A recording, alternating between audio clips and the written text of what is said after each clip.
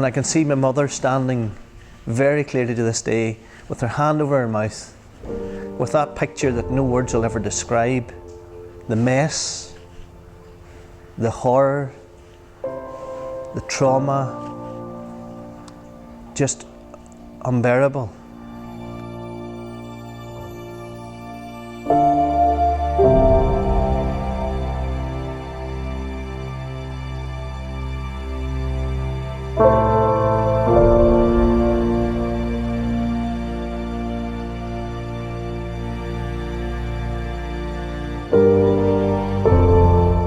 It's not just for a day, it's for life, it's life-changing.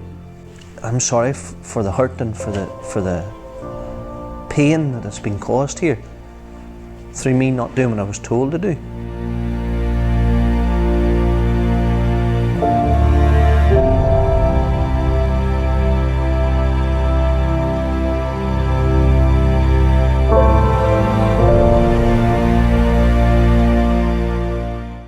My name's William Sayers. I'm living outside the village of Dunnamana, Strabane, County Tyrone, Northern Ireland. I'm 44 years of age, married to Elaine, and I have 3 daughters, Lydia, Grace and Beth.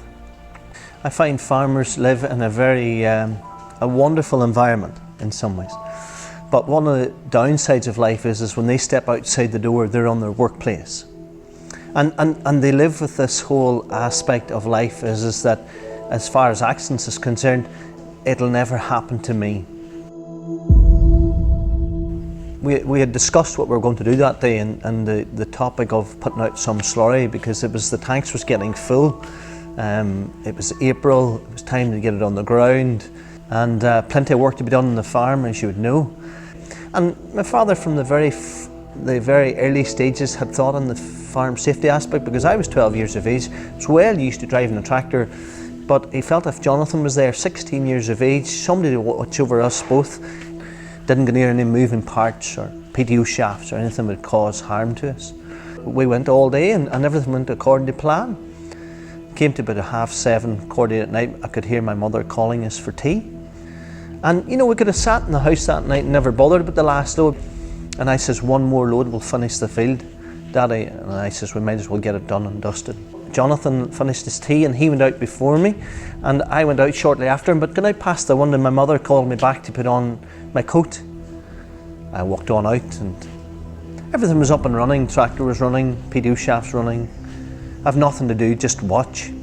But I just felt it was taking forever to fill this last load and suppose I was getting impatient, it was the last load and it was getting wet and sometimes complacency creeps in. And at the front of the tanker there's a vacuum pump and there's a little regulator at the front of it and it says 1 drop of vacuum oil to every 4 seconds. I went to the PTO shaft, to the little regulator near the PTO shaft, and there was a gap of about 2 inches where the shaft wasn't covered. I could feel a tugging sensation. I remember looking to my left to Jonathan in the tractor cab, and as soon as I looked to him, within 1 second, I was lying in my mouth and nose in the ground.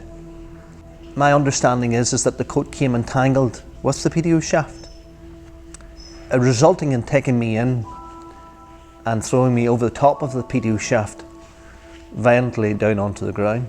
And at this stage, I'm saying to myself, it's all over. I'm now dying. I remember looking round to my right, and I can see an arm lying approximately maybe 20 foot away from me, and I knew automatically it was my arm. And I remember then putting my hand up to my face and I could feel this huge bruising to the side of my head. I couldn't see it in my right eye and realised not only have I lost the arm, I've lost my eye. The words of my father that came so clearly to me at this stage, don't go near the PTO shaft, come back to haunt me, because I realised that he had told me what not to do. I disobeyed him. It was my fault, and this was the consequences. And I can see my sister looking out of the window, and she just literally raised her hand and she says, Dad, William's come up the street with only one arm. He comes running out round the corner to me and meets me and gets me into the car. And as he reverses the car, I can see a mother who I love so much, standing with her hand over her mouth. Not even a kiss, not even a goodbye. Will I see you again? Will you be back? My father tells me to hold onto the wound tight. He says there's no blood coming out of the wound. He says, William, he says, unfortunately, you're going to die shortly. He was driving down the road with that attitude, if I can get him to hospital, there's maybe a chance of saving his life. You know, my mother and my father both had to be very strong people to cope with that. I have affected a whole family with this tragedy and this trauma. And I went through that period. I'm sorry for the hurt and for the pain that has been caused here. The mess and the carnage and the mayhem of that situation. That if nothing else comes out of it, that telling my story can prevent somebody else from either losing an arm or a leg or a finger, or maybe their life, I would have to say I think it's worth it.